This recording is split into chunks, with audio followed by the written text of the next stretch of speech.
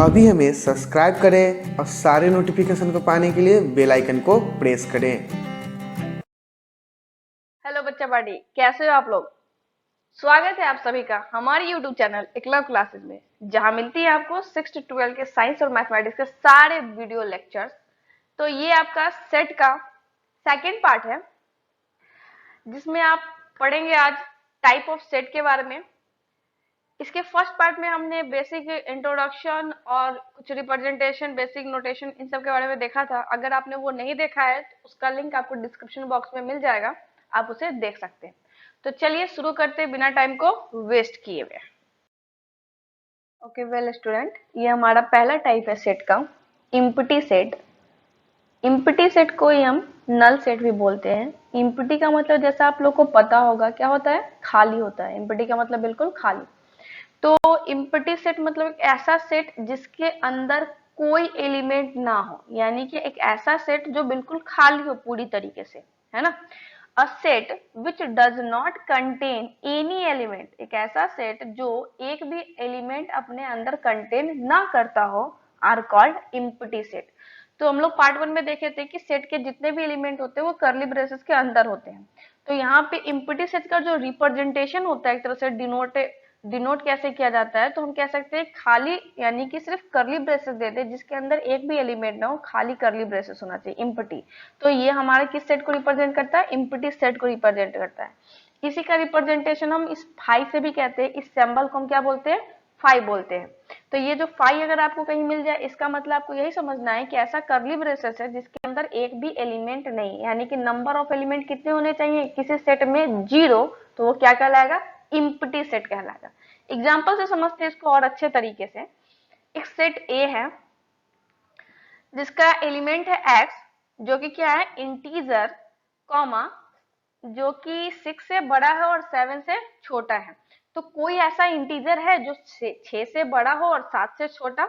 बिल्कुल नहीं, क्योंकि 6 और 7 खुद एक इंटीजर, और इन दोनों के बीच में या तो रेशनल नंबर आ सकते हैं, या तो डेसिमल आ सकती है, या इरेशनल नंबर आ सकते हैं, लेकिन इंटीजर कभी नहीं आएगा।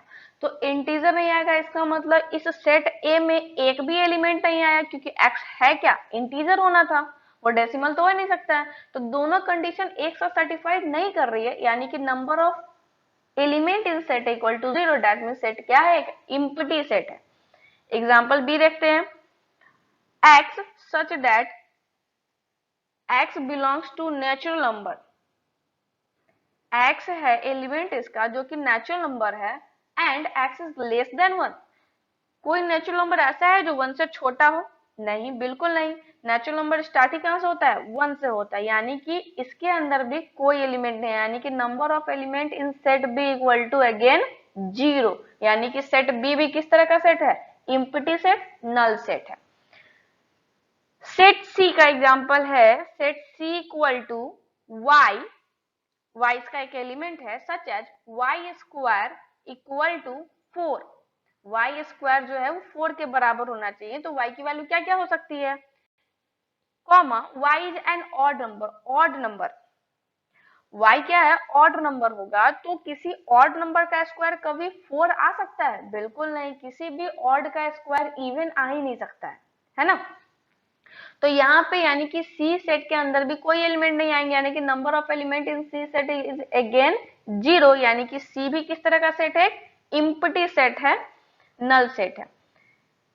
चलिए next example, set y equal to curly braces 0, curly braces, closing curly braces, इसमें 0 एक एलिमेंट है।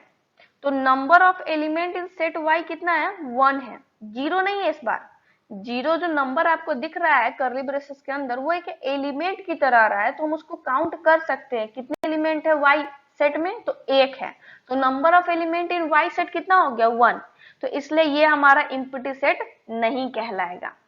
ये ध्यान रखिएगा, बच्चे हमेशा कंफ्यूज हो जाते हैं, 0 का मतलब समझते अरे कुछ नहीं है, खत्म है। नहीं, ऐसा नहीं है। 0 इसमें एक एलिमेंट की तरह, 0 एक नंबर है।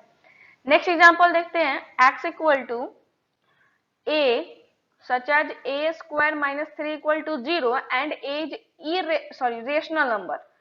तो यहाँ बोला जा रहा है a square minus 3 equal to 0। अगर इस इक्वेशन को हम सॉल्व करते हैं तो a square equal to 3, -3 right hand side में जाएगा तो वो +3 हो जाएगा। स्क्वायर का जब इधर हम राइट हैंड साइड में डालेंगे तो रूट पड़ेगा और प्लस माइनस √3 हो जाएगा। और √3 हम लोग क्लास 10th में पढ़े थे, एक थ्योरम था हमारा, ज्यादातर पूछे जाना क्वेश्चन था, बहुत इंपॉर्टेंट क्वेश्चन था कि √3 को आप प्रूव करो कि इरेशनल है ना। तो √3 तो इरेशनल नंबर होता है, रेशनल तो होता नहीं है। तो अगेन इस सेट में एक भी एलिमेंट नहीं आएगा, यानी कि number of element in set x equal to again 0। तो x भी किस तरह का सेट हो गया, इम्प्टी सेट हो गया, खाली सेट हो गया। ये है हमारा सिंगलटन सेट, जैसा नाम है इसका सिंगल, यानी कि एक ऐसा सेट जिसमें सिर्फ और सिर्फ एक ही एलिमेंट हो। सिंगल एलिमेंट जिस सेट में हो उसी सेट को हम क्या बोलेंगे, सिंगलटन सेट बोलेंगे। तो इसमें अगर एग्जांपल देखें तो कोई सेट ए है जिसके अंदर सिर्फ एक ए एलिमेंट है, तो एक सिंगलटन सेट का एग्जांपल हो गया। दूसरा एग्जांपल ले रहे हैं, ये सेट बिल्डअप फॉर्म में दिया गया है, set B equal to curly braces x such that x is a natural number, x natural number है, कॉमा लेकिन x 3 से बड़ा है और 5 से छोटा है। तो 3 से बड़ा नेचुरल नंबर और 5 से छोटा नेचुरल नंबर कौन है, सिर्फ और सिर्फ 4 है। तो इसमें भी क्या है, इस सेट के अंदर भी सिर्फ एक ही एलिमेंट 4 आ रहा है, यानी कि ये भी कौन सा सेट होगा, सिंगलटन सेट होगा। C set equal to set C equal to curly braces A such as A belongs to integer. Z का मतलब क्या होता है, इंटीजर होता है, हमने पार्ट 1 में देख चुके हैं हम लोग। तो and A is greater then 0 and less than 2। A integer है, ऐसा इंटीजर जो 0 से बड़ा है और 2 से छोटा है। तो 0 से बड़ा और 2 से छोटा कौन सा इंटीजर है, 1 है। तो सी सेट में भी क्या है, एक ही एलिमेंट है, वो कौन सा है, 1। तो ये भी कौन सा सेट कहलाएगा, सिंगलटन सेट ही कहलाएगा। लास्ट एग्जांपल देखते हैं, एक सेट x है जो बोला जा रहा है कि इसका एलिमेंट क्या है, n/n+1। ठीक है, इक्वेशन के फॉर्म में दे दिया, कोई दिक्कत नहीं है। Such as n belongs to natural number, n क्या है, नेचुरल नंबर है, where n is less than equal to 1। Natural number है और ऐसा नेचुरल नंबर जो 1 के बराबर या तो 1 से छोटा होगा। तो 1 से छोटा तो कोई नेचुरल नंबर होता ही नहीं है, क्योंकि नेचुरल नंबर तो 1 से शुरू ही होता है और counting number are called natural number, right. यहाँ पे इक्वल टू भी दिया हुआ है, लेस देन इक्वल टू, इसलिए हम n की वैल्यू 1 ले सकते हैं, नहीं। तो यहाँ मैंने ये नीचे में एक्सप्लेन किया है इसको कि n क्योंकि नेचुरल नंबर का सेट है, तो हम यहाँ पे n 1 ले सकते हैं सिर्फ, क्योंकि 1 से छोटा तो कोई नेचुरल नंबर होता नहीं है, 1 के बराबर होता है। तो अगर हम यहाँ इस इक्वेशन में n के जगह पे 1 वैल्यू पुट करते हैं तो 1/1 + 1, तो आ जाएगा हमारा क्या, 1/2। तो इस x सेट में कौन सा एक एलिमेंट है, 1/2 एक एलिमेंट है। तो ये भी किस तरह का सेट हुआ, सिंगलटन सेट हुआ। फाइनाइट सेट, ये एक ऐसा सेट होता है, एक ऐसे सेट जिसमें या तो वो इम्प्टी हो, या तो खाली हो, या फिर जो एलिमेंट हो आप उसको काउंट कर सके, डेफिनेट नंबर ऑफ एलिमेंट हो किसी सेट के अंदर, तो हम उसको कहते हैं finite set. A set which is empty, या तो खाली हो और consist definite number of elements is called finite set. यानी कि कोई सेट या तो खाली हो या तो जो एलिमेंट कंटेन कर रहा है वो डेफिनेट नंबर में, आप उसको काउंट कर सकते हो, काउंटेबल होना चाहिए। जैसे एग्जांपल लेते हैं, सेट ए, इसमें लिखा गया है 1, 2, 3, आप इसको काउंट कर सकते हैं। इसमें कितने नंबर ऑफ एलिमेंट है, 3 एलिमेंट है। तो number of element in set A equal to 3 हो गया। Number of element in set B equal to 5, AEIOU, कितने एलिमेंट हुए, 5। Number of element in set C, एक एलिमेंट होगा, इसके अंदर 5, यानी कि जो इम्प्टी सेट होता है वो एक एलिमेंट की तरह आया है इस सी सेट में। ये जो करली ब्रेसेस देख रहे हो उसके अंदर जो 5 लिखा हुआ है, क्योंकि 5 का मतलब क्या होता है, खाली करली ब्रेसेस जिसके अंदर एक भी एलिमेंट ना हो, नल सेट, इम्प्टी सेट, अभी हमने पढ़ा था। तो ये जो इम्प्टी सेट, ये जो 5 आ रहा है वो एक एलिमेंट की तरह यहाँ पे कंसीडर हो रहा है। आई बात समझ में। अगर आपको बोला जाएगा ये 5 जो है वो सी सेट को बिलोंग कर रहा है, तो बिल्कुल कर रहा है, क्योंकि ये इसका क्या है, सेट सी का एलिमेंट है, कर्ली ब्रेसेस के अंदर आ रहा है। ओके, लास्ट एग्जांपल है टी तो टी एक कैसा सेट है? Empty set. तो मैंने बोला था या तो इम्पटी हो या तो जो एलिमेंट कंटेन कर रहा है आप उसको काउंट कर सके, तो वो कैसा सेट कहलाएगा? Finite set. तो हम कह सकते हैं empty set are also called finite set, यानी कि इम्पटी सेट को हम फाइनाइट सेट कह सकते हैं। आई होप ये क्लियर हो गया हो। इनफाइनाइट सेट, इनफाइनाइट, इन्फिनिटी आप लोग जानते ही हो, इन्फिनिटी यानी कि जो कहीं खत्म ना हो, अनंत जिसको हम बोलते हैं। तो एक ऐसा सेट जिसमें जो एलिमेंट कंटेन किया जा रहा है वो जो एलिमेंट है उसको आप काउंट नहीं कर पाते, इनफाइनाइट नंबर ऑफ एलिमेंट होगा किसी सेट के अंदर, तो हम उसको क्या बोलेंगे? इन्फिनिटी सेट बोलेंगे। A set which consist infinite number of elements is called infinity set. यानी कि किसी सेट के अंदर इनफाइनाइट नंबर ऑफ एलिमेंट है जिसको आप काउंट नहीं कर सकते, अनंत एलिमेंट है, तो हम उसको क्या बोलेंगे? Infinite set. ठीक है, इसका एग्जांपल देख लेते हैं। रियल नंबर इसका सबसे बेस्ट एग्जांपल आप ले सकते हैं, क्योंकि रियल नंबर में 0 और 1 के बीच में बहुत सारे नंबर होते हैं, एक एक डेसिमल का अंदर 0.009, 0.009999, तो इतना सारा नंबर को आप रोस्टेड फॉर्म में रिप्रेजेंट भी नहीं कर पाते हो। तो रियल नंबर का जो सेट है आप उसको रिप्रेजेंट करना भी चाहते हो सेट के फॉर्म में, तो आप उसके लिए सेट बिल्डर फॉर्म का ही यूज कर पाओगे। ठीक है, क्योंकि उसके अंदर इतने सारे एलिमेंट है कि आप उसको कॉमा से सेपरेट करके लिख ही नहीं पाओगे। ठीक है, नेक्स्ट एग्जांपल है जेड इंटीजर। तो इंटीजर भी हमारा इनफाइनाइट है, माइनस इंफिनिटी से लेके प्लस इंफिनिटी तक चलता है। तो मैंने यहाँ लिखा है minus infinity dot dot dot -3 -2 -1 0 1 2 3 dot dot dot plus infinity तक ये चीज चलती जाती है। एक और एग्जांपल लिया मैंने सेट ए का, जिसके अंदर मैंने इक्वेशन के फॉर्म में एलिमेंट को रिप्रेजेंट किया है q + 2 by q, such as q belongs to z। z का मतलब आप लोग जानते हैं, पार्ट 1 आपने देखा होगा, तो z का मतलब आप समझ रहे होंगे कि ये क्या है? इंटीजर को बिलोंग कर रहा है q। q is greater than equal to 5। तो q एक इंटीजर और 5 से बड़ा या 5 के बराबर होगा। तो कितने इंटीजर है जो 5 के बराबर और 5 से बड़े हैं? तो बहुत सारे हैं, 5 6 7 8 9 10 ऐसे चलती जाएगी काउंटिंग, आगे तक इन्फिनिटी तो चलता जाएगा। और q की वैल्यू अगर आप 5 लेते हो तो 5 + 2 बाई 5 यानी कि 7/2 आ गया। अगर q की वैल्यू 6 लेते हो तो 6 + 2 बाई 6 तो 8/6 आ गया। ऐसे अगर आप आगे लेते जाते हो तो ये इनफाइनाइट नंबर ऑफ एलिमेंट्स इस सेट के अंदर आएंगे, तो इसलिए ये सेट भी क्या हुआ?